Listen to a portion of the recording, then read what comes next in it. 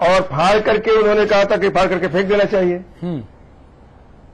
जब अध्यादेश पार्लियामेंट में आया था तब किसी को कोई जानकारी नहीं थी।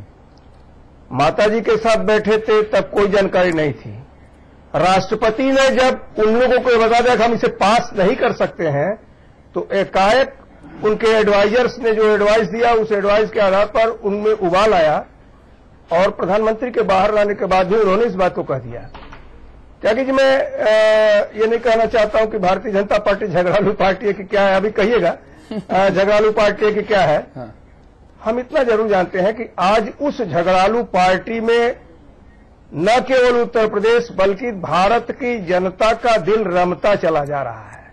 और जब किसी के पास दिल मिलता है ना, तो स्वाभाविक रूप से दिमाग भी उधर बढ़ता चला जाता है। दिल और दिमाग दोनों आज भारत की जनता की भारतीय जनता पार्टी के साथ मिल रहा है।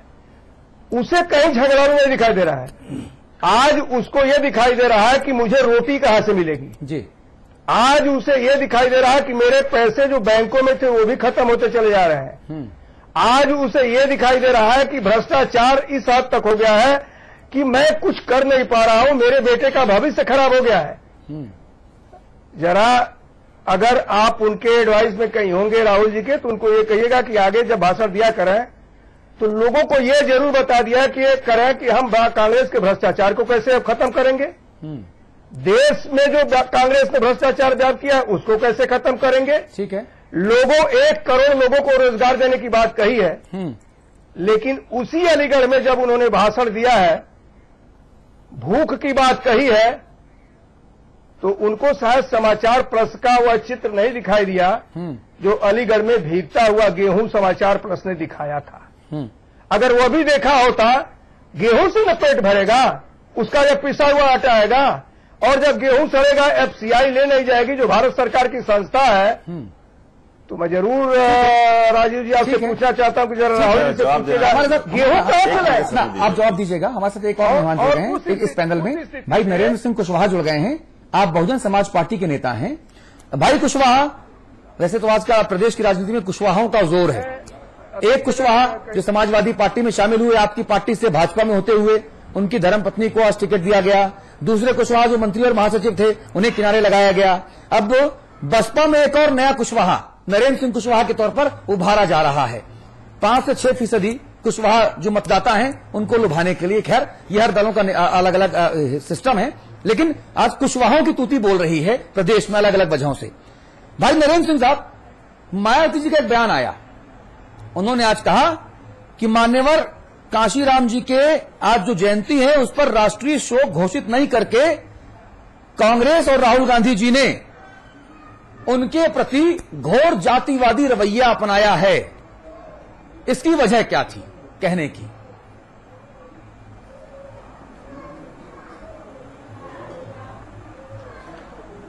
जातिवादी रवैया का मतलब यह है कि एक प्रकार से मनोबल को गिराना, आरोप करना, सच्चाई से दूर हटना ही जातिवाद का एक यह शब्द है।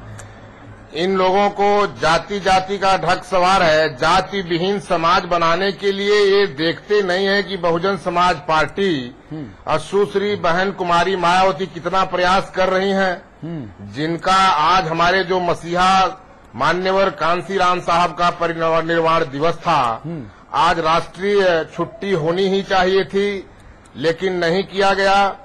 यह अवमानना ही है, यह एक तरीके से अनदेखी ही है। और इन लोगों के जो झूठे बयान आ रहे हैं, इन बयानों को आप भी समझ रहे हैं, जनता भी समझ रही है। का सबसे ज्यादा झूठा लगा क्या कह रहा है उस पहले ये बताइए, फिर चर्चा और आगे बढ़ाई जाए।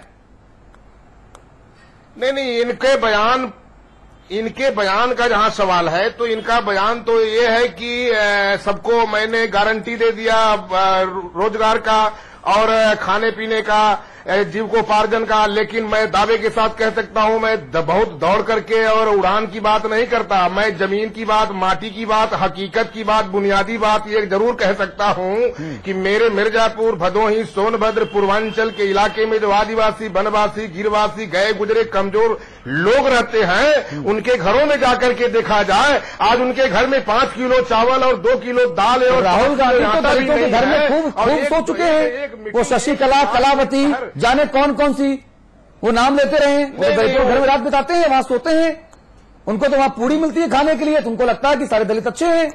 आप लोग क्या पूड़ी खिलाते हैं भाई उनको? इन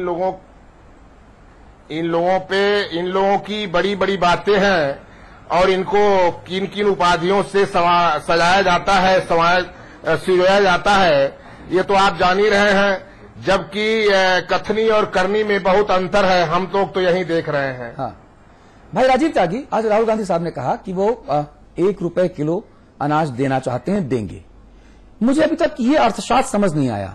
आपकी तरह मैंने भी MBA किया हुआ है, मुझे अभी तक ये समझ ही नहीं आया कि अर्थशास्त्र कैसा है। इस देश में महंगाई कहां तक पहुंच रही है, पेट्रोल डीजल के भाव बढ़ रहे हैं, रेलवे का किराया बढ़ रहा है, प्याज टमाटर मार्केट में मिल नहीं रहा, मिल रहा होगा तो आपको मिल रहा होगा, मुझे जैसे गरीब आदमी को नहीं मिल रहा, एक आम आदमी को नहीं मिल रहा। मुझे अभी तक ये समझ नहीं आया। मैं बुराई नहीं कर रहा राहुल गांधी की, मैंने आज अपनी चर्चा की शुरुआत इसी नोट से की कि राहुल गांधी जी ने अच्छा बोला, बहुत अच्छा बोला, बहुत असरदार बोला, बहुत शॉर्ट एंड स्वीट बोला, क्रिस्प बोला, लेकिन जो तथ्य उन्होंने बोले उस पर भी तो हम ईमानदारी से विचार करेंगे। देखिए, 2 चीज मैं कहना चाहूंगा। पहले तो शुक्ला जी की बात का जवाब देना चाहूंगा। जो शुक्ला जी ने प्रश्न उठाया था, हाँ, साइलेंट वाली जो बात कही थी शुक्ला जी ने, शायद वो जानते नहीं है, शायद शुक्ला जी अपनी पूरी याददाश्त ठीक कर लें इस बारे मामले में, कि राहुल गांधी जी ने जब भी कोई कदम उठाया है तो उसके पीछे करीब करीब 2 साल कार्य किया है। चाहे उचित मुआवजे का अधिकार हो, उसके लिए वो उड़ीसा के आदिवासियों से लेकर के भट्टा पार सही है। मैं 1 रुपए किलो जो अतुल जी बताऊंगा। देखिए, आरोप लगाया तो उनको जवाब देना जरूरी है उनको। हाँ। राइट टू लैंड, जमीन जो है विशेष रूप से वेस्टर्न यूपी के किसानों के लिए, आदिवासियों के लिए और उन लोगों के लिए जिनके लिए जीवन यापन का जरिया सिर्फ जमीन है, वो सबसे बड़ी चीज है। उसको अगर आप कांग्रेस पार्टी एक अच्छा अधिकार देती है तो शुक्ला जी को भी उसकी तारीफ करनी चाहिए। राजनीति अब इस बात की नहीं है कि हम लोग बात सिर्फ ये देखें कि हम लोग एक दूसरे की बुराई करते रहें और वही राजनीति होती है। राजनीति होती है सकारात्मक राजनीति होनी चाहिए। और रही बात बीएसपी के जो नेता आपने बैठा रखे हैं, तो बीएसपी के नेताजी को मैं बता दूं कि बीएसपी के नेताजी जो मनरेगा की बात कर रहे हैं, तो बीएसपी के नेता और मैं खुद और शुक्ला जी भी और अमिताभ जी भी सब ऑथराइज हैं काम करने के लिए। अगर ये बेरोजगार हैं तो मनरेगा में ये भी काम कर सकते हैं, जाकर के रोजगार प्राप्त कर सकते हैं। इनको भी अपना रजिस्ट्रेशन कराना पड़ेगा और इनको भी रोजगार मिलेगा। इनको भी रोजगार मिलेगा, ऐसा नहीं रोजगार नहीं मिलेगा। 100 दिन का पूरा रोजगार मिलेगा। और कुशवाहा साहब को अगर रोजगार नहीं मिल रहा है मनरेगा में तो हमें बताएं, हम अरेंज कर देंगे इसमें रोजगार भी उनके लिए। रही बात आपकी जो 1 रुपए के और 2 रुपए के और 3 रुपए के अनाज की बात जो आप कह रहे हैं, भारतीय जनता पार्टी 5 रुपए में भाषण बेचने का काम कर रही है। नहीं राजीव, भारतीय जनता पार्टी 5 रुपए में भाषण बेचने का काम कर रही है और हम लोग 3 रुपए में, 2 रुपए में, 1 रुपए में आम आदमी को, गरीब को अनाज देने का काम कर रहे हैं। तो क्या बुरा कर रहे हैं? राजीव त्यागी जी, मैं आपको बहुत सुलझा हुआ, पढ़ा लिखा, ईमानदार नेता मानता हूं और आज मैं सोच कर आया था कि आप जब आएंगे तो मैं आपसे पूरी ईमानदारी से और अच्छे से बात करने में आज हम सार्थक डिस्कशन पहले भी आपने अच्छे से बात की, नहीं सकारात्मक डिस्कशन करेंगे। मैं सिर्फ उस मुद्दे पर आता हूं, भाजपा क्या करती नहीं करती है। मैं एक अर्थशास्त्र के विद्यार्थी के नाते ये पूछना चाहता हूं कि 1 रुपए किलो अनाज, 2 रुपए किलो अनाज कहां से देंगे? हालांकि राहुल जी ने 1 रुपए किलो अनाज कहा और बोला कि साहब 35 किलो अनाज नहीं, राइट टू फूड जो है, सुन तो लीजिए भाई साहब, सुन तो लीजिए। उन्होंने कहा कि 35 किलो अनाज जो हम दे रहे हैं वो हम देंगे, लेकिन हमारा सपना ये है और मैं ऐसा करूंगा अगर सरकार दोबारा बनी कि मैं 1 रुपए किलो अनाज देश के हर परिवार को दूंगा, हर व्यक्ति को दूंगा। ये उनके शब्द हैं। अब मैं आपको थोड़ा अर्थशास्त्र समझाता हूं। 1.25 अरब की हमारे देश की आबादी, तकरीबन 30 से 35 करोड़ परिवार हमारे देश में। 1.25 अरब की आबादी को 1 रुपए किलो का अनाज आप अगर देंगे तो अनाज कितना हुआ? उसके लिए आपको कितनी सब्सिडी और देनी पड़ेगी? ये सुनिए ना भाई साहब, ये दिक्कत है ना। ये बयान मैंने नहीं सुना। दिक्कत यही है 1 रुपए वाला अनाज के जो आप कह रहे हैं। भाई साहब, मैं तो इस चैनल पर बैठकर ये बोल रहा हूं और तो अधिकृत तरीके से बोल रहा हूंगा। मैं उस अर्थशास्त्र को समझना चाहता हूं कि वो अर्थशास्त्र कैसा है। ये अनाज खिलाने के लिए कितनी जगह से और जनता का गला दबाया जाएगा? देखिए, आपने अगर राइट टू फूड देखा हो, खाद्य सुरक्षा जो कानून आया है, मैं राइट टू फूड की बात नहीं कर रहा, मैं सपने की बात नहीं कर रहा। सब चीजें सब उसी में आपकी बात आ जाएगी। मैं आज राहुल गांधी के सिर्फ ₹1 किलो वाले उसी में आपकी बात आएगी, पूरे देश को अनाज खिलाएंगे, उसी में आपकी बात आ जाएगी। आज आज 125 करोड़ की जनसंख्या हमारे देश की, 125 करोड़ की जनसंख्या में आज करीब 82 करोड़ लोगों को राइट टू फूड का फायदा होगा। ₹1 किलो अनाज, ₹2 किलो अनाज, ₹3 किलो अनाज। मोन्टेक सिंह साहब के योजना आयोग से जो आंकड़ा आया था उसमें था कि साहब 67% जो लोग हैं वो लाभान्वित होंगे। नहीं, 82 करोड़ लोग लाभान्वित होंगे। अच्छा, और ये राइट टू फूड में जो पार्लियामेंट में गया था, देखिए पार्लियामेंट में कोई चीज गई है तो उस पर एक्सरसाइज हुई होगी। अच्छा, मोन्टेक सिंह जी ने जो बयान दिया होगा उनके चलिए, तथ्य 82 करोड़ लोगों को आप ₹1 किलो का जो गेहूं चावल देंगे, दाल देंगे, अलहमद और ₹3। चलिए आप 3 मान लीजिए, 1 2 छोड़ दीजिए, 3 मान लीजिए। आप जब ₹3 किलो का अनाज देंगे तो उसके पीछे सब्सिडी होगी। देखिए, ऐसा है कि जो आपने बात उठाई है ₹3 किलो या ₹2 किलो, पैसा कहां से आएगा? हाँ, मैं बता रहा हूं ना, आप पेट्रोल, डीजल, केरोसिन, LPG में कितना और इजाफा कीजिएगा? वर्तमान में जो अतुल जी हालात हैं, वर्तमान में करीब 1 लाख करोड़ रुपए का टोटल प्रावधान है बजट में इस अंत्योदय योजना के तहत और अन्य खाद्य सुरक्षा की योजनाओं के। यानी अगर 2G घोटाला ना होता, अतुल जी, यानी अगर 2G घोटाला ना होता तो हमारे पास ये सरप्लस होता। कंप्लीट करने दीजिए। देखिए, 2G घोटाला आपको बताऊंगा, 2G घोटाला योजनाओं पे आप अमल कैसे करेंगे भाई? कंप्लीट करने दीजिए। 24,000 करोड़ का एक्स्ट्रा इस पे बर्डन आएगा देश के खजाने पे। और उस 24,000 करोड़ का हम लोगों ने प्रावधान किया हुआ है। कैसे? तो 1 लाख किराया बढ़ा दिया, डीजल, पेट्रोल, CNG, LPG बढ़ा दिया। ये बहस यूपीए सरकार के पहले 5 साल में रेल का किराया ना तो माल भाड़े का और ना ही क्या नाम उसका पैसेंजर्स का ₹1 नहीं बढ़ा था। राजीव जी, ₹1 नहीं बढ़ा था। आप उसे भी तो कहिए ना, उसे भी तो कहिए। आप अगर किराया बढ़ाने की बात करते हैं, ₹2 3 अगर किराया बढ़ाता है, ₹10 हम लोग बढ़ा देते हैं, तो देखिए आप छठा वेतन आयोग आने के बाद। राजीव जी, ये बहस बहुत अर्थशास्त्र की ओर चली गई। मैं इस बहस को यहां से वापस लाऊंगा। ये आज का विषय नहीं है। इस पर फिर बैठूंगा तो फिर मैं भी कुछ समझ के आऊंगा कितने किलो अनाज कहां से जाएगा। चलिए बताइए आप। ये विषय आज का विषय नहीं था। गोविंद जी, उत्तर प्रदेश के 2 महत्वपूर्ण शहर, उन शहरों का अपना राजनीतिक महत्व है, उनका सामाजिक महत्व भी है। दोनों शहर जो चुने गए, आपको उससे पहले आपने राहुल जी को उत्तर प्रदेश में कई जगह सुना, आज 2 जगह सुना। मैं सिर्फ आज राहुल गांधी की पर्सनालिटी पर ये शो लेके आया हूं। आज कांग्रेस भाजपा की पोस्टमार्टम करने थोड़ी ना आया हूं। आपको कुछ अंतर लगता है? क्या लगता है?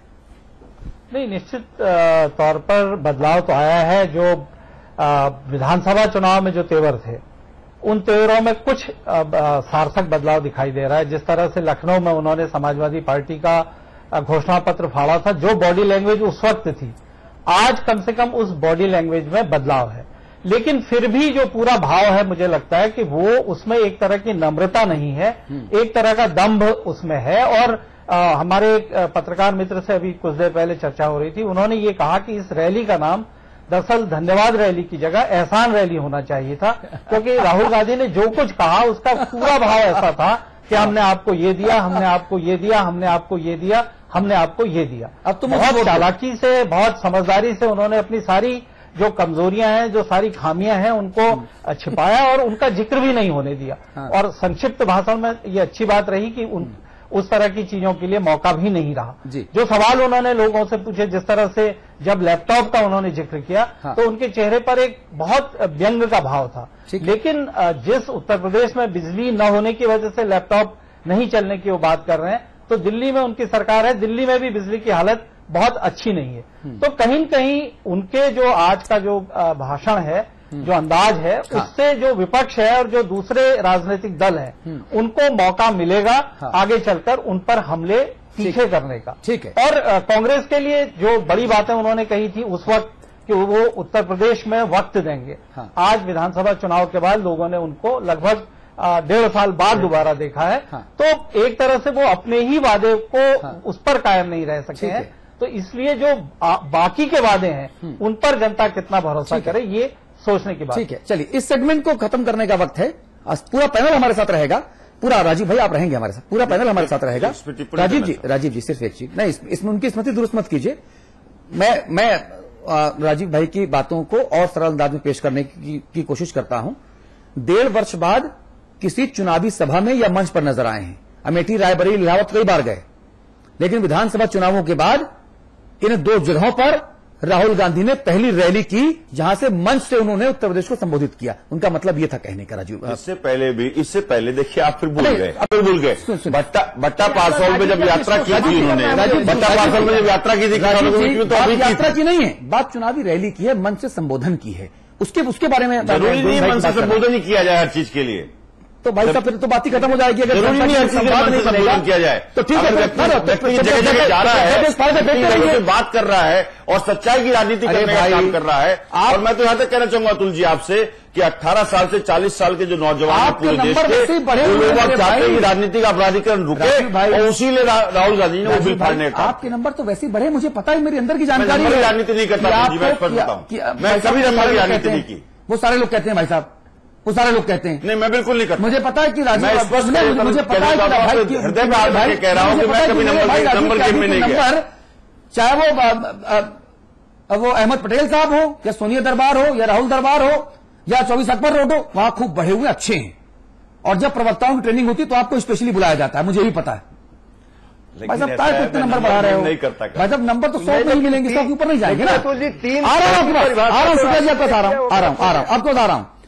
एक बात करूंगा कि जब किसी की पर्सनालिटी का एनालिसिस होता है ना, जब तेवरों की बात होती है, गोविंद भाई कह रहे थे, तो उन तेवरों में तर्क कितना है और तर्क में हकीकत और सच्चाई कितनी है, ये भी देखी जाती है। और इसी के आधार पे पर्सनालिटी का मूल्यन और अवमूल्यन होता है। बहरहाल एक ब्रेक हमको यहां पर लेना है, एक ब्रेक हमको यहां पर लेना है, एक ब्रेक हमको यहां पर लेना है। ब्रेक के बाद बात तारीफ की, ब्रेक के भाई साहब, वो तो आप 100 में कितने नंबर लोगे? आप 100 में 101 नहीं मिलेंगे आपको राजीव त्यागी जी।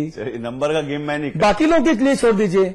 आपके गाजियाबाद के बहुत सारे दूसरे कांग्रेसी जो आपसे जलते होंगे देखते हुए टीवी चैनल्स पर और 24 अकबर रोड में दरबार में जाते हुए।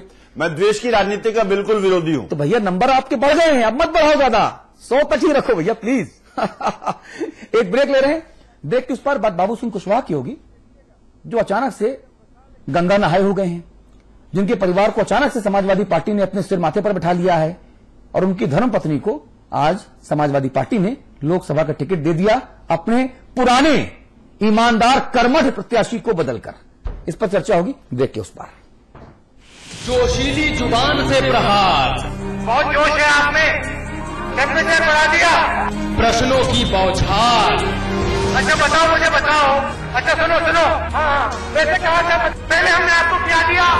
विपक्षियों को ललकार। लड़ाई भैया कराई जाती है, राजनीतिक फायदे के लिए कराई जाती है। नुमाइश में राहुल